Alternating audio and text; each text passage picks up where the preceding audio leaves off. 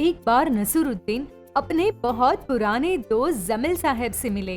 अपने पुराने दोस्त से मिलकर वे बहुत खुश हुए।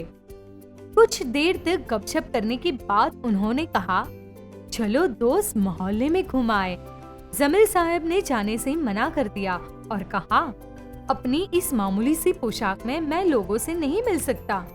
नसरुद्दीन ने कहा, बस इतनी सी बात। नसरुद्दीन उनके लिए तुरंत अपनी नई भड़कीली अचकन निकाल कर लाए और कहा, इसे पहन लो, इसमें तुम खूब अच्छे लगोगे, सब देखते रह जाएंगे। जमील साहब ने अचकन पहन ली। फिर दोनों बन ठन कर घूमने निकले। दोस्त को लेकर नसरुद्दीन अपने एक पड़ोसी के घर गए।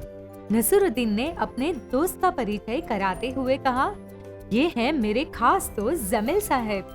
आज कई सालों के बाद इनसे मुलाकात हुई है।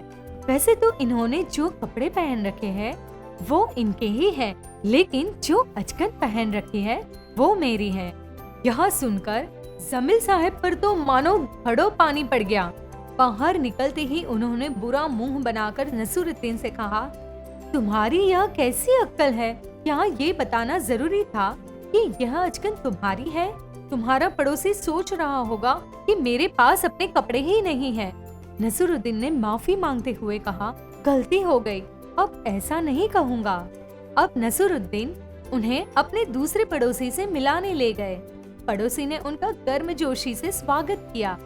जब उन्होंने जमील साहब के बारे में पूछा तो नसरुद्दीन ने कहा, ये मेरे पुराने दोस्त जमील साहब है और इन्होंने जो अचकन पहनी है यह उनकी अपनी ही है। जमील साहब को बहुत बुरा लगा। घर से बाहर निकलते ही उन्होंने कहा, तुमसे झूठ बोलने को किसने कहा था? क्यों? नसरुद्दीन ने कहा, तुमने जैसा चाहा वैसा ही मैंने कहा। अचकन की बात कहे बिना काम नहीं चलता क्या? भाई, उसके बारे में कुछ न कहना ही बेहतर है, जमील साहब ने समझाया। नसरुद्दीन बोले, ठीक है, आगे से ऐसा ही करूँगा। जमील साहब को लेकर नसरुद्दीन आगे से बढ़े। तभी एक दूसरे जानकार मिल गए। नसरुद्दीन ने उनसे जमील साहब का परिचय करवाते हुए कहा, इनसे मिलिए, ये मेरे बहुत पुराने दोस्त जमील साहब है जो आज अरसे बाद मिले हैं।